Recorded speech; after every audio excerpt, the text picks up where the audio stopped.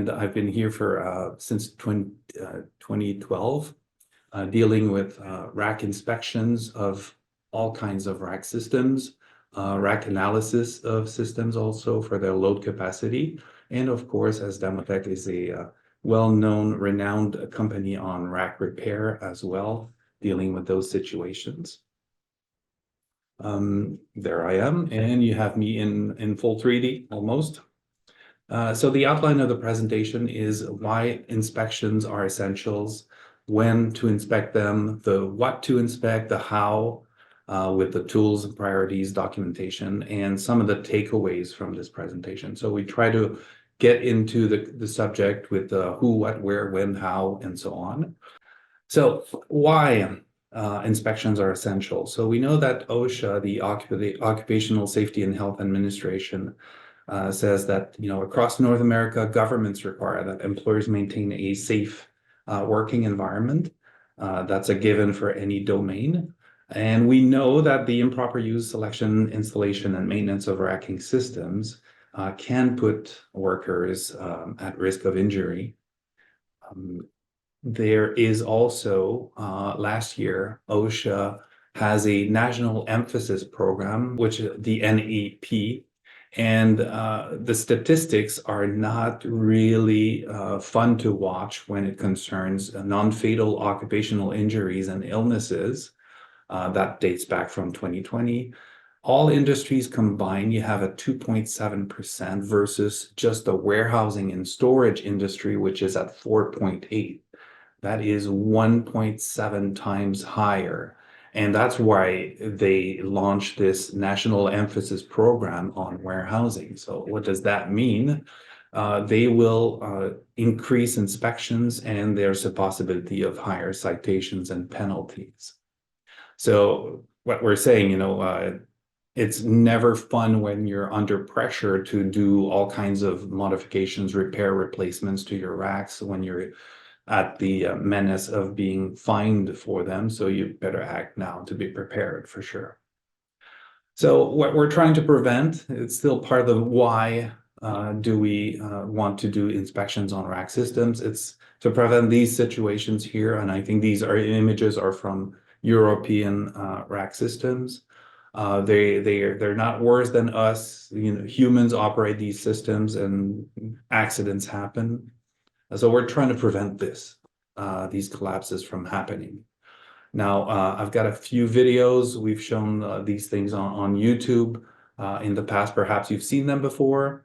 We've shown them in previous presentation. It's just to show that you don't know where it starts and you don't know where it ends.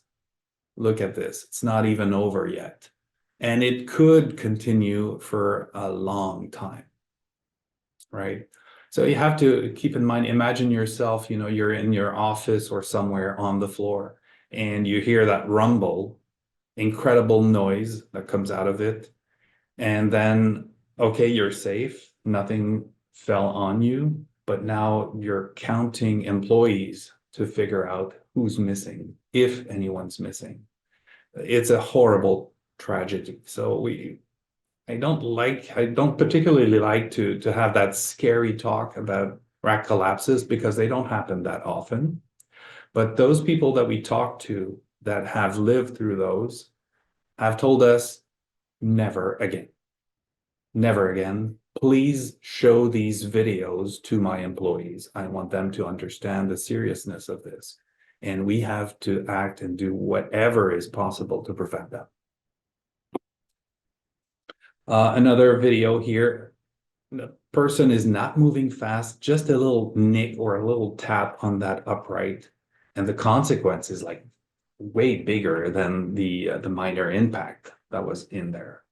It's not even over. So in that situation, right, we don't know really if the rack was overloaded, if it was previously damaged.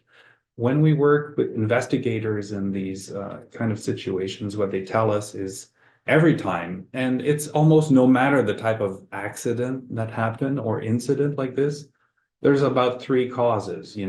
There were some damages, the employee was not careful, or there was something in the way. There's like, you know, three things that came together that created that incident. So of course, if you can remove one by keeping your racks well inspected and you're well aware and you maintain them and you unload what needs to be unloaded, of course, you're removing one of the three. Another video here, somebody trying to go by this material that was in the aisle, just slightly nicked the upright. You see how what happens is that the load comes down vertically and then it spreads out at the bottom, and that's when it hits other uprights. And when the systems are rather loaded, you know, you just nick one out of the way and then the others will kind of fall together. And this is the last example, I think. This is a real seismic event. So you see some movement of the rack system. It looks like it's fully loaded. It looks like it's liquid, perhaps, in these big pallets. And you only have like a partial collapse in this instance here. You see the employee running out of the building, which is, you know, a good reflex there. But that's only a partial collapse. Quite interesting. It's a bit like the rack did not do a full, complete job of resisting the seismic forces everywhere, but partially for sure. And by the way, rack systems with the latest rack design code since 2021, and now we have one in the US, MHI 16.1 2023. They do account for the design of seismic forces completely, right? It's not like it's something unknown. We know how to calculate these things. We know how to design buildings, and we know how to design rack systems.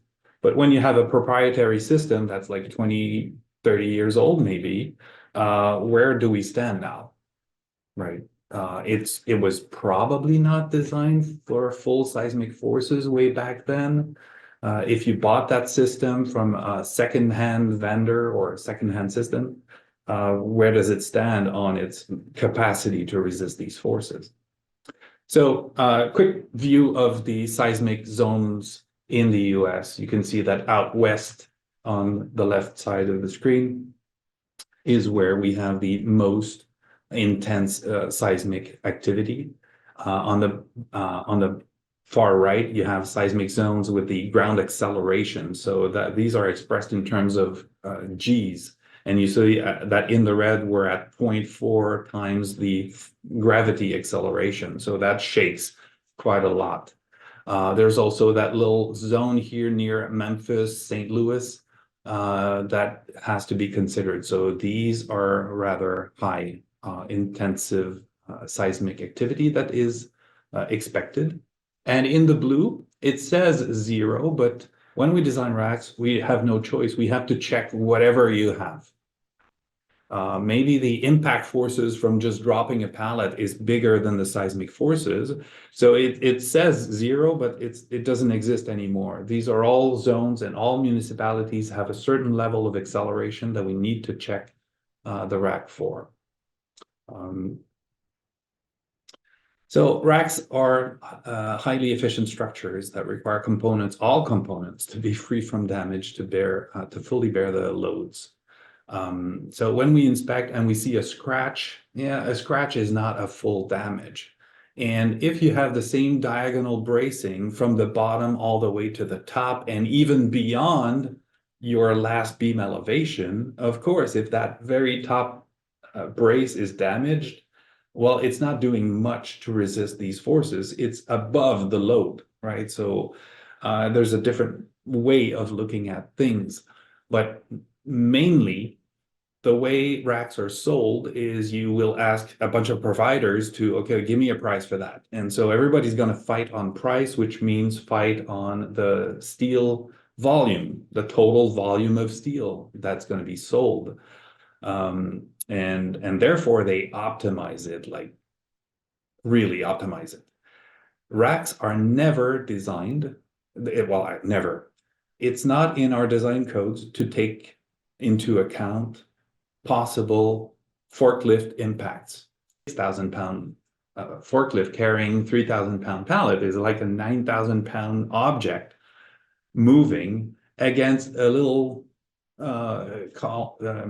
rack column. It's always going to win. The column cannot resist this.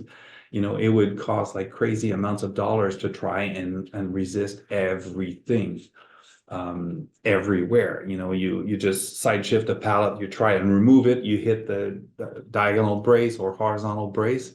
These are flimsy elements that are supposed to act in compression and tension only, not bending. And so they're rather fragile, and we have to inspect them and make sure they're there, that they are functional.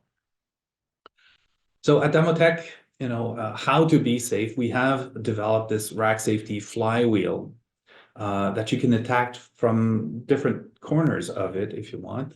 I'm talking the corners on a circle. I mean, different aspects or points about it. But we, of course, recommend a structured way of going about it. So it seems to be turning, like to the right, like clockwise.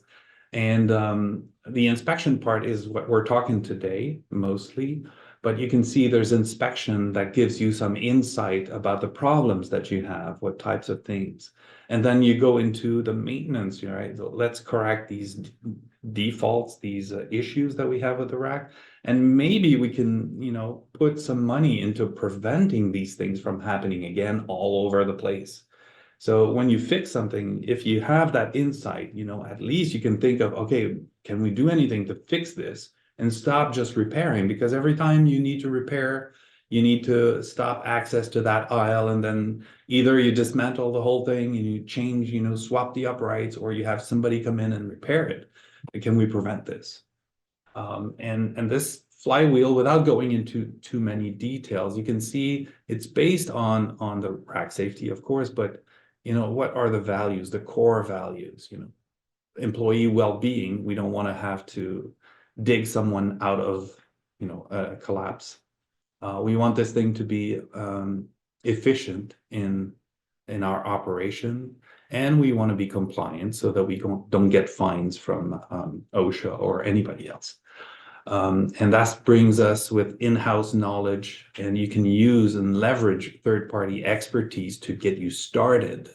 And we call it a flywheel because at one point, it just becomes a habit of taking care of these things. And then, everybody knows how to do it, where we store the information. And so that's the focus of our presentation. Let's just look. All right. A quick poll. How often are your racks inspected? There's a minority that never has inspected the rack systems. But most of you seem to be like in the 39%, a monthly inspection. And by the way, that's what we hear from government entities. Often they will say, a monthly sounds just about right. Yearly, it's been done, but a long time ago, yeah, 24%. Yeah, that makes a lot of sense. We hear a lot of those. So there's no correct answer to this.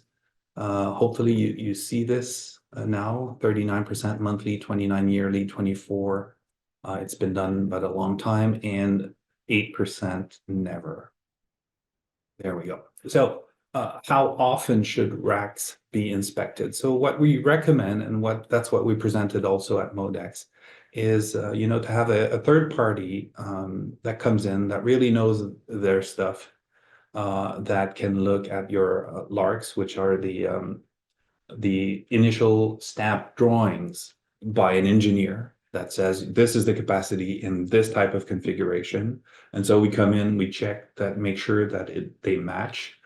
And that gives you a baseline inspection of the whole warehouse. And from that, your people can look at, okay, well, that's how they rated it. There's a picture and I can see, oh, okay, that's how they see things, right? It's at the bottom, so it's rather important. It's up high, a little bit less. And so you can see it helps people understand how to go about it. Now, the monthly inspection can be done by maybe a senior person. I mean, maybe the floor manager. A weekly inspection by some employees, maybe not all, and daily inspections, we mean, in high velocity places like end of aisles, sometimes they're the ones that have the most damages because people take their turn a little bit too fast. It could be near the docks, of course. There's a lot of activity there. And so if you have racks just above the docks, like we often see, just inspect these columns. And by the way, these should be really protected for sure. So it depends on the type of business that you have. There's no right answer. And not to say that I'm trying to sell you on the idea of having us as a third party come in and do the annual inspection. But yes, we have tools that can also rate, what we saw the previous year and how it's progressing in time, right? So we have systems that can help you with that, and we can maintain those as well. So if we get into the details now, it's rather easy. Come on, it's a rack, There's only three things that I'm saying here that we should be looking at. The LARCs are the original stamp drawings by the engineer, and they should match, of course, what we see there. The uprights, we have to look. The uprights are the blue things. Okay, so it's an assemblage of columns and braces that are oftentimes welded in America. That's what we see. In Europe, it's mostly bolted racks, and Asia as well. And so in uprights, we have base plates and anchors to watch for as well. All racks that support pallet racks, all racks that are operated with forklifts must be anchored, right? If you are below 7 feet tall, or even 8 feet tall, then it's a really tiny rack. But if you operate it with a forklift, yes, it should be anchored. And then there's beams, the orange parts. So we have beams, they have beam clips, connectors to the column. Those have safety pins to prevent the beams from dislodging during operation.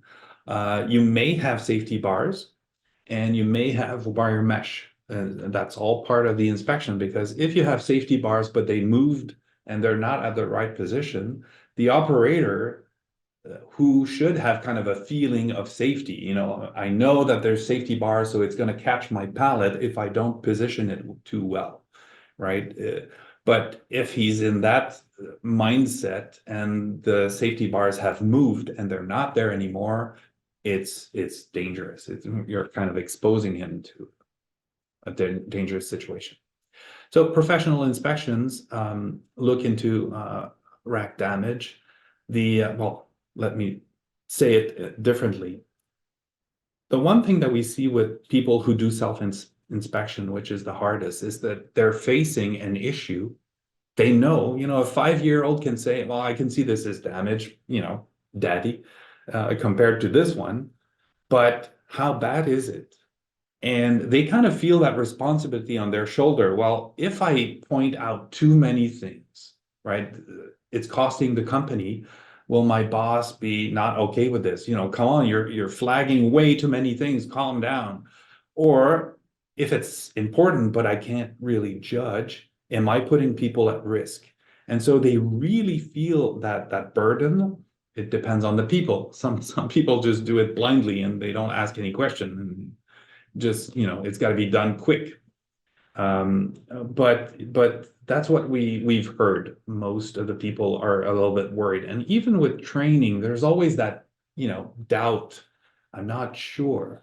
So there's not only damage that you need to look at. Some things are, for example, if a rack is out of plumb, there's no real damage. But because it's leaning, you're out of code. You're not respecting the design code or the intention of the original designer.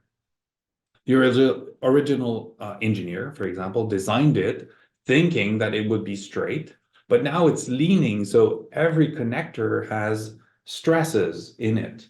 And then an earthquake happens, or a slight impact on the rack, and then it goes, right? Because he didn't plan for this. It was not in his design code that it should be like this. It's supposed to be straight. And there's tolerances that we that we inspect too. So using professionals, at least for the initial inspection, the baseline inspection, is quite useful for that. At least they will look at other things than just damage. And once it's settled, that's it. You can focus just on the damages. Some examples of things that we've seen in the past, of different levels of priority. You can see, of course, the damage to that column. And this is in a tunnel, right? So somebody took a turn a bit too fast. Of course, not sure if it's because of the impact that this horizontal brace bent to the bottom. Here is kind of a recessed leg or cantilever upright, completely deformed. It is not really touching the ground anymore, but still the rack is able to support some load. So it depends on the systems. Like I said, they're usually not designed for this, but there is quite a lot of redundancy in all these connectors. And what we've seen is a rack that was kind of leaning in the aisle, just held by the beams and the connectors. So it is a unstable situation, very dangerous situation, of course, that has to be treated with care. Another example to the right, we're looking at a damaged drive-in system. Mind you, just a 2-pallet drive-in system, not very tall, but you can see at the very top right, that pallet looks like it wants to fall. It might just be an illusion because I think it was positioned and it just broke the supporting strut there. But fully loaded damage like that cannot have happened with the current pallets in the system. So somebody operated this thing while it was fully damaged, knowing because it's too evident. So our eyes and I've heard this example, when you have kids and they do a little drawing on the wall, and you say, no, please don't draw on the wall. So you try and wash it out, but then they come back and they add some more, and you kind of get used to it. And okay, it's art. Well, rag damage is not art, and we should take care of it. So some recommended tools for inspection. I talk about the flashlight. Seems so obvious, but there are incredible, powerful flashlights that you can focus these days. They're really handy, small. It doesn't have to be a big thing because you do carry all of that stuff with you in the warehouse. But a good flashlight that you can focus the light beam does an amazing job at better understanding the rack for inspection. Measuring tape for different purposes. Sometimes it's just to make sure that the distances between the uprights are the same at the bottom or a little bit higher. A good level. So usually to check for out-of-plumb issues, we use a bubble level, which is a torpedo level. It's magnetic. You just stick it on the upright, and you have to check in both directions. Honestly, when your roofing system is flat, when it's not sloped, if it's flat, it's rather easy to just stand in front of it. You will kind of feel if it's leaning or not. And that's good enough, usually. When you have doubt, then you put the bubble, and if that little bubble is really touching the sides of these alignment bars, then you might take the big tool, which is the self-leveling laser level. So we're showing the DeWalt. These things are amazing. They're really, really powerful. You can drop it on the floor and just measure how much deflection you have at 5 feet from the ground. And if you have more than a 1/4 inch, you're at that limit. The limit is a 1/4 inch per 5 feet or 1/2 inch for 10 feet. 10 is a little bit harder to go and measure.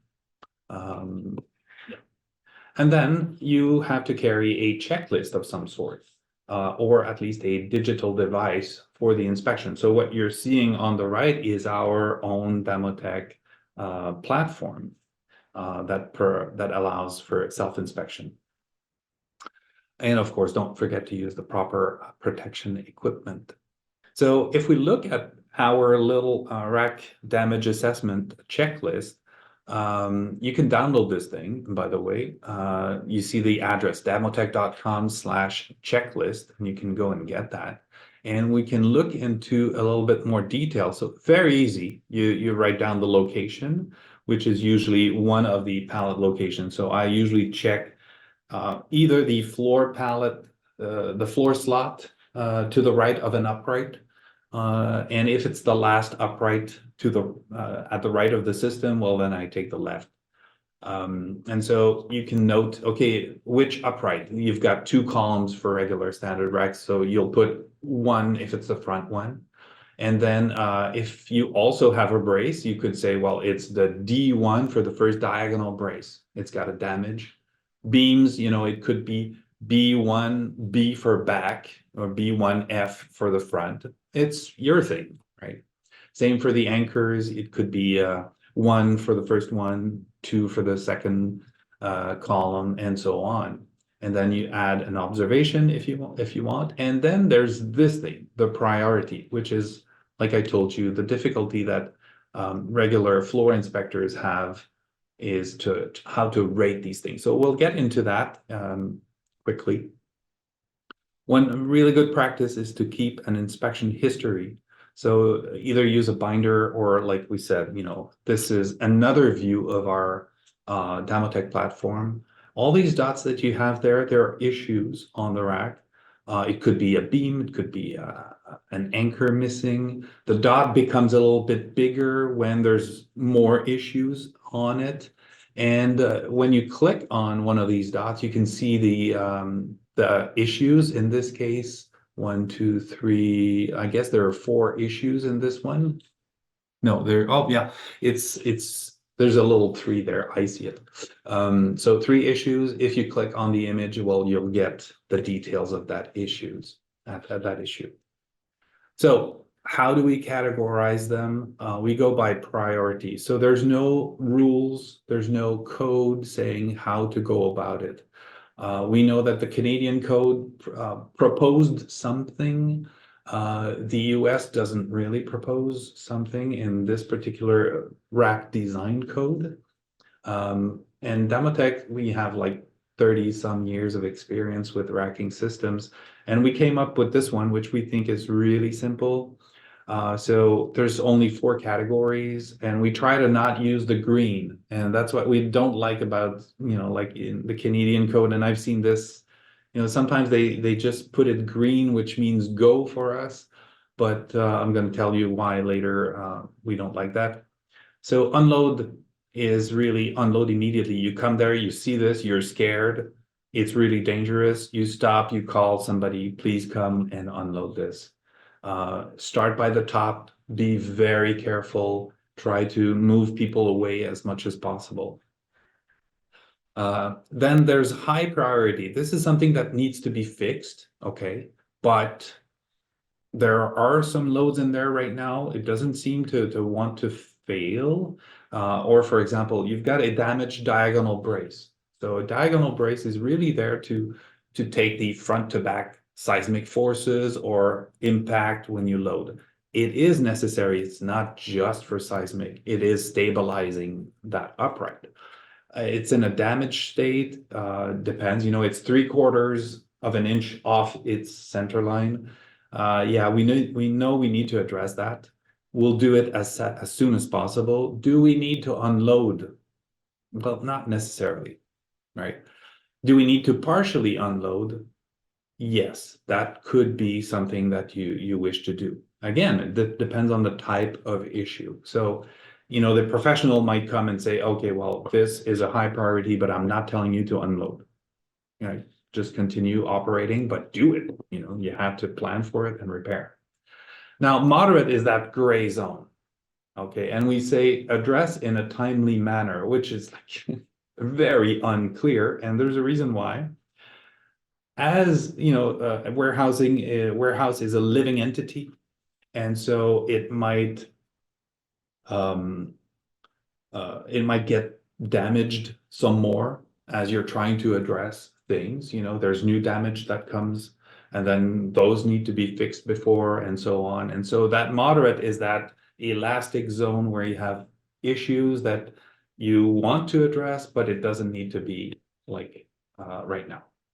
And low priority issues might be some things that we saw during the inspection where we say, okay, we saw it, you don't have to address it now, but watch it, because a bunch of low priority issues could add up and create something of a higher priority. And I think I've got a slide on this. So did you know that in 100,000 square foot food and beverage warehouse, about 10% of issues are typically of high priority?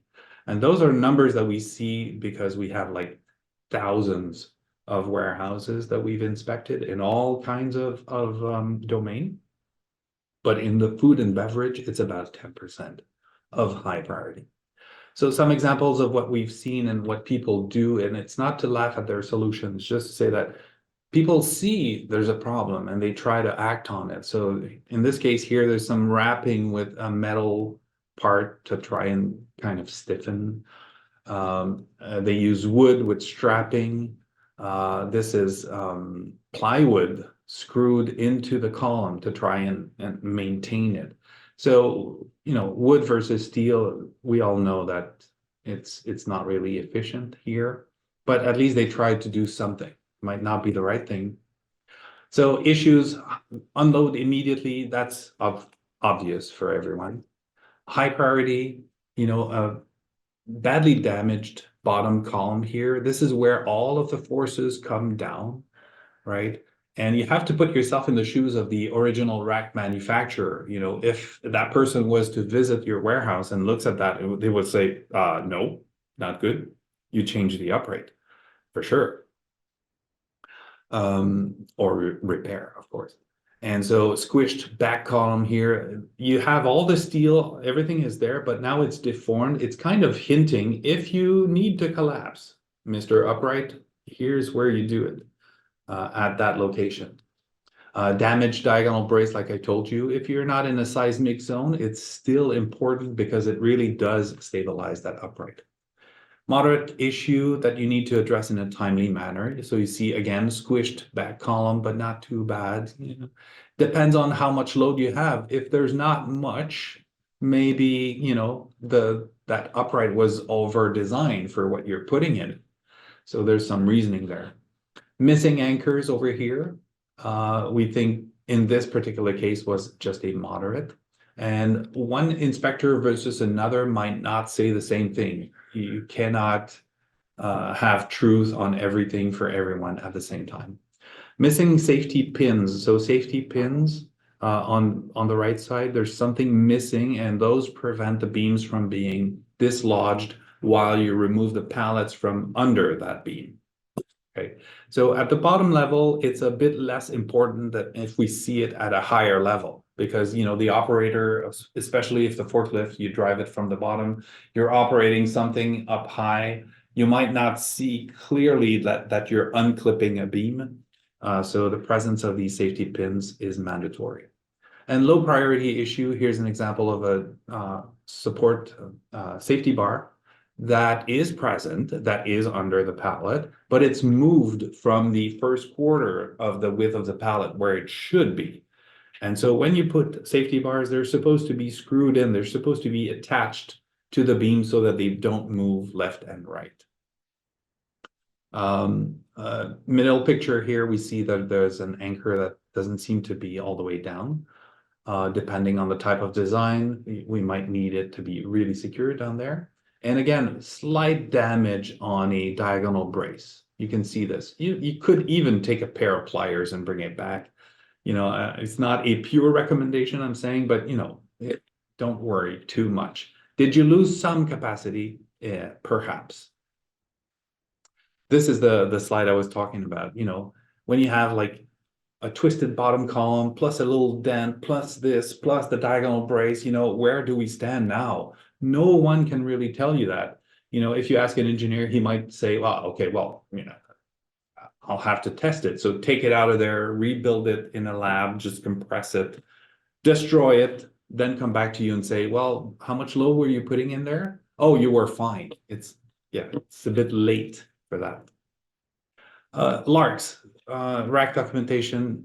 Everyone is supposed to keep these stamped engineering drawings of their warehouse. So I don't know about you guys, but it's tough to maintain all documentation. You know, many people have lost it, or they bought the warehouse. It didn't come with any paperwork. It was lost somewhere. And so that's kind of the service that you should have. So if OSHA comes in, they're going to say, well, I don't see much damage. Good job.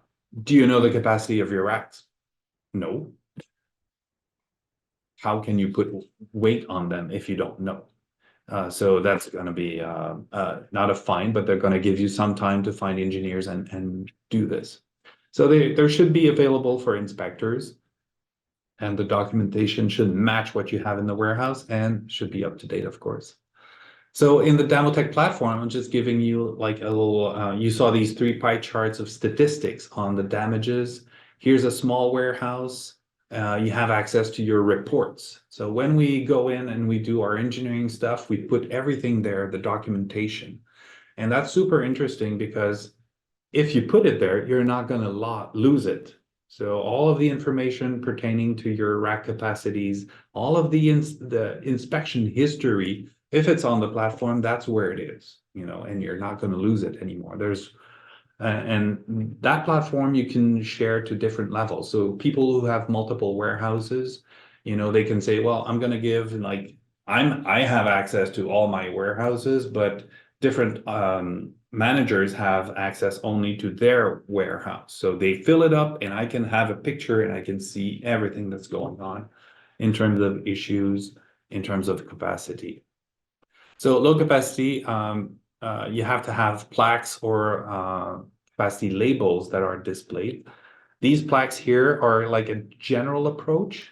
If your load capacities are rather uniform, it's really helpful. If not, well, then maybe stickers that we put on the beams are useful. Take note that out here on the beam gaps, we have the elevations of these beams, and we also have a specific location that matches the numbering of these systems.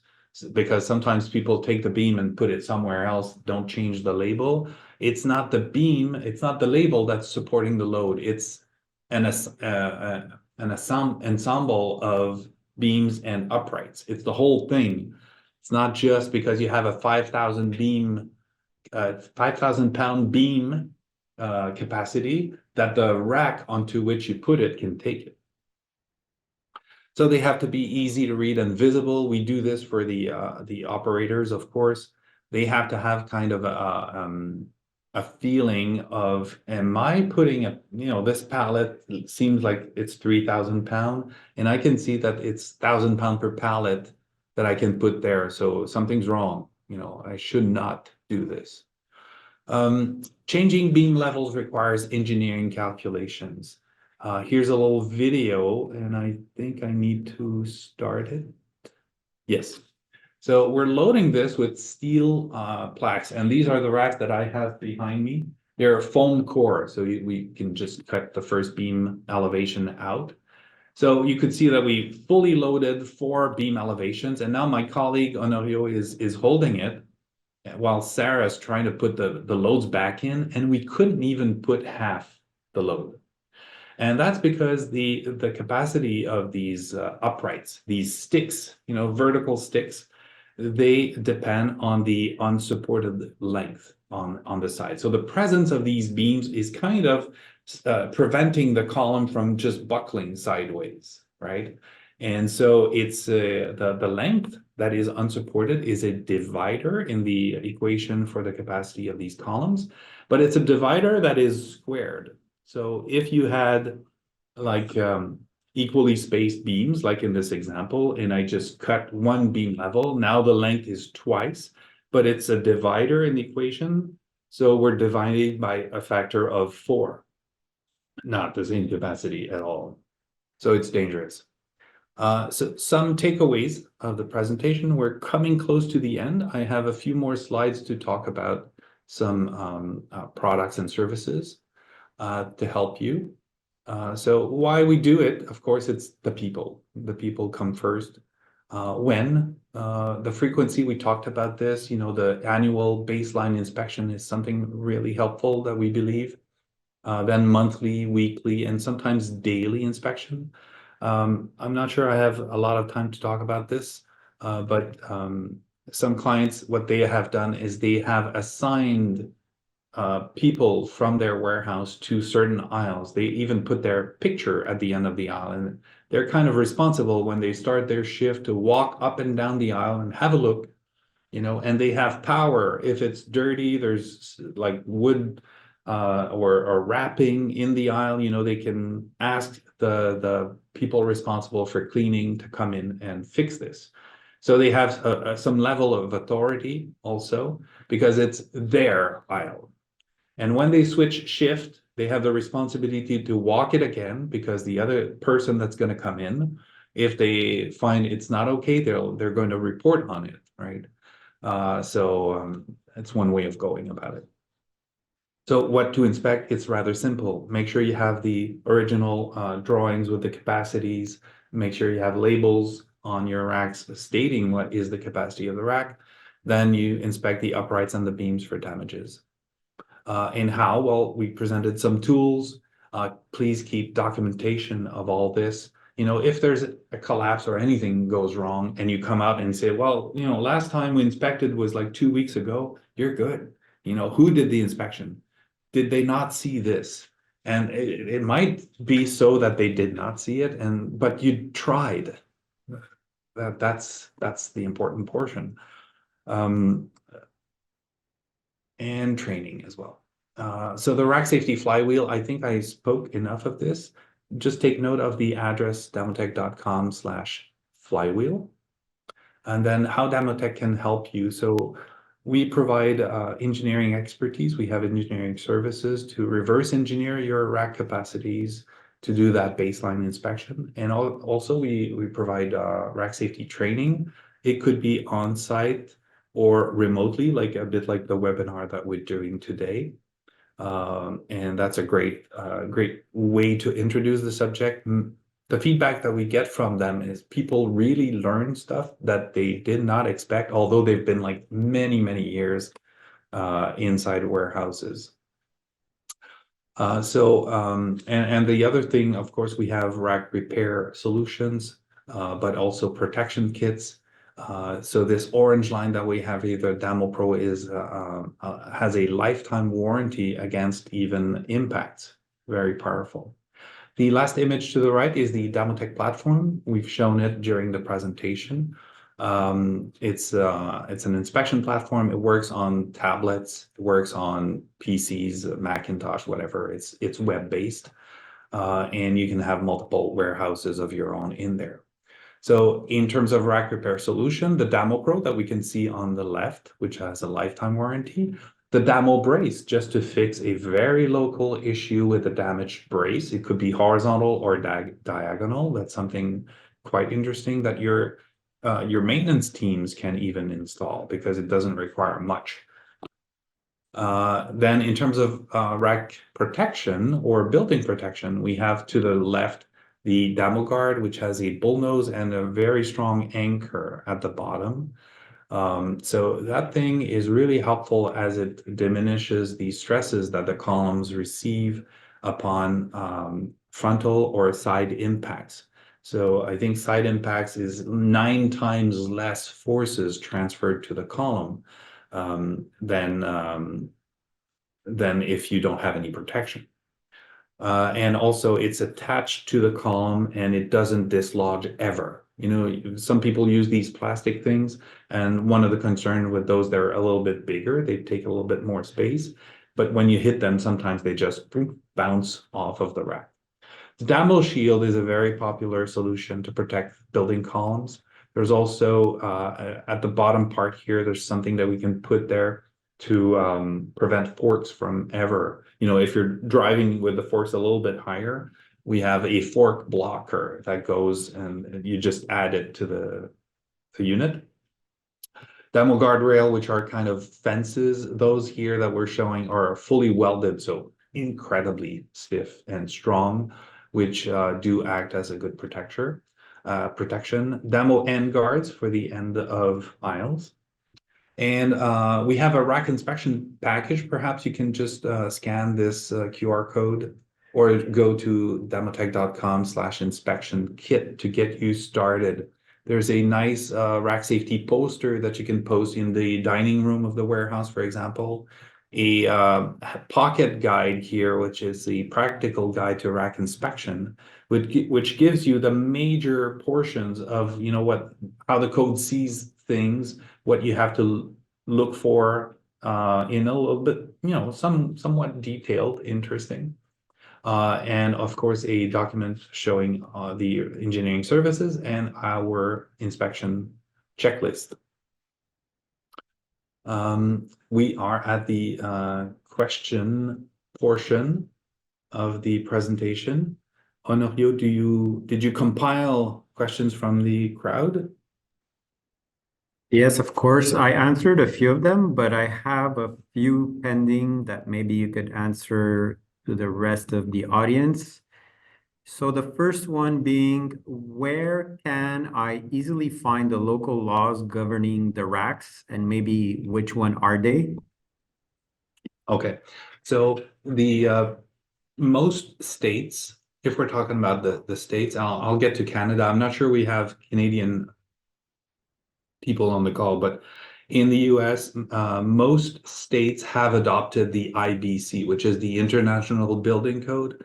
And that code refers to the MH 16.1, which is the rack design code. And they've referred to it since 2012.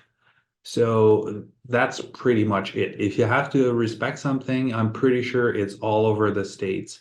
MH 16.1 is the rack design code. In Canada, we have had a lot of movement through the years. Like it's changed from being in one place, the other, and so what. But in Canada, it's rather uniform. All provinces adopt the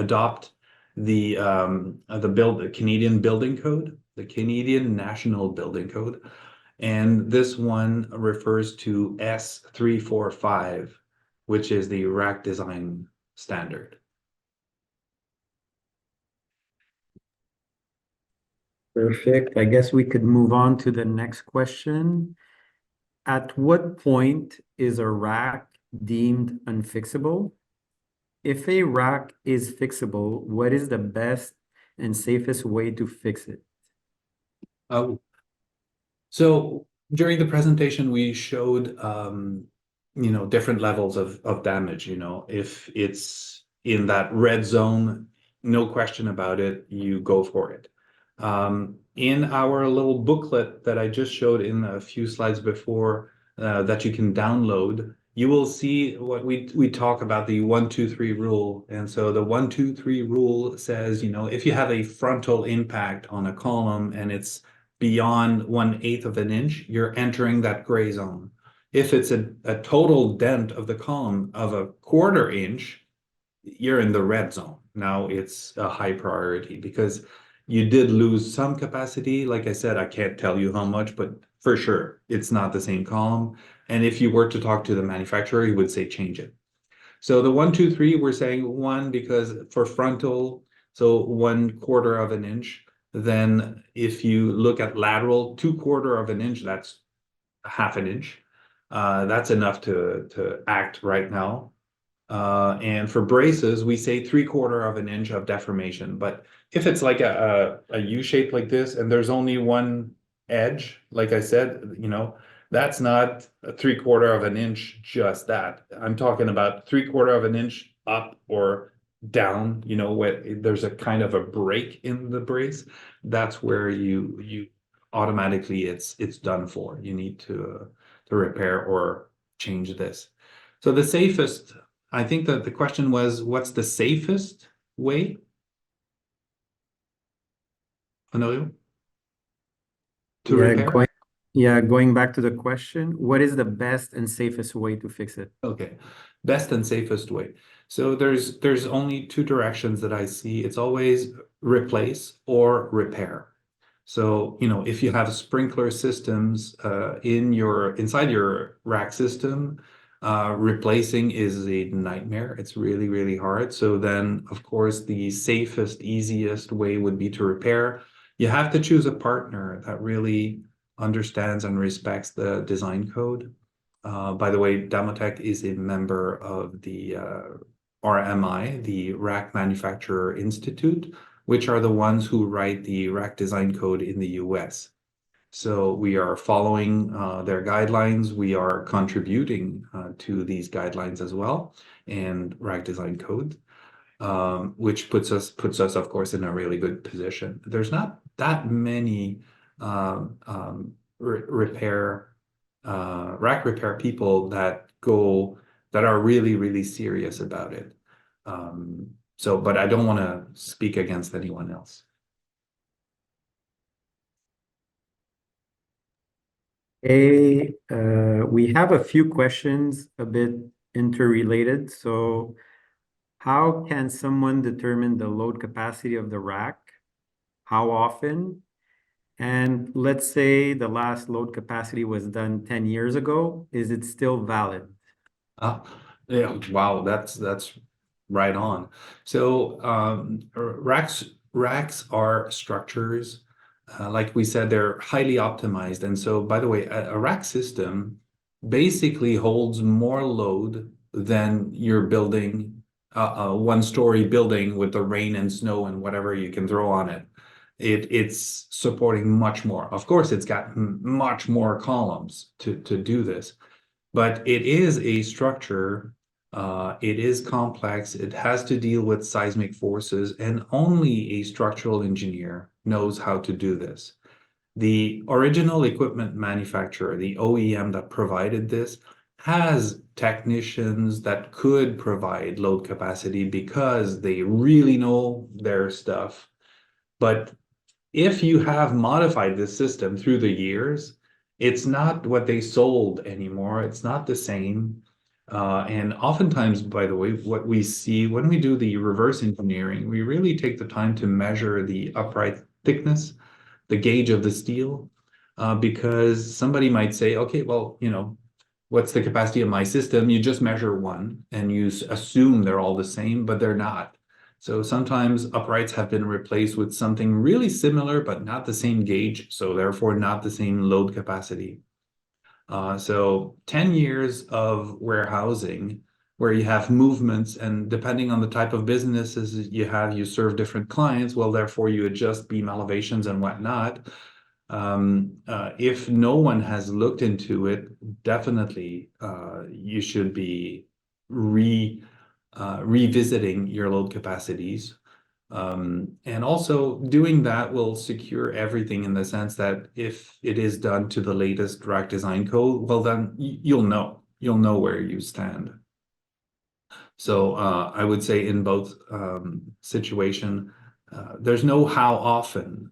The how often do I need to check load capacity? Well, every time you do a modification to it, there should be someone who looks into it. Like I said, moving a beam 12 inches higher definitely has an impact on your load capacity. But we have safety factors on these racks, right? But the safety factor is not there for you to play with beam elevations at your will. The safety factor is to take into account the fact that, well, somebody might drop a load a little bit higher than we expected to. Somebody might laterally side shift a load that we didn't expect. The earthquake might be a little bit higher, stronger than expected, because it's all based on statistics, by the way. And the materials that we provided might not be all that straight. When we do our analysis, it's mathematics, everything is kind of straight, but we do include forces to kind of push the rack sideways in all directions to simulate the fact that the materials are never perfect. The floor is never perfect. So as soon as you load the rack, it wants to kind of lean and settle, right? But within tolerance, like I said about the out-of-plumb issues. So anytime you move something, and by the way, we work with companies that have a worldwide footprint, and that's what they do. the really serious companies, they have protocols that, okay, well, we'd like to change the rack configuration and we're moving from 3 beams to 4 beams, right? In the same, but we're going to lower the loads. Is it okay? Can we do this? You know, and sometimes it's a really, really quick check, doesn't cost much, but at least they have the paperwork to prove, okay, well, we had this configuration, which worked, check. We have this new one, which works, check. If we want to come back to the previous one, we can. And that's value right there. Perfect. Then we have customers often have local welders or help to come in and fix damaged racks. What is the reason for using rack repairs kits compared to local help welders? Okay. So can you see my web? Do you see We my see your browser. perfect. So I'm just going to show you. So this is the Damotech website, and I don't know. Well, there's this blog here, and again, your question was about welding, right? Yeah, Okay. welding or using welders for repairs. Okay, so I'm just gonna search. Wow, first hit, and this is not arranged. Field welding on racks. Why homemade repairs may be risky and unsafe. So for all the attendees here, this is really powerful. There's tons of answers in our blogs.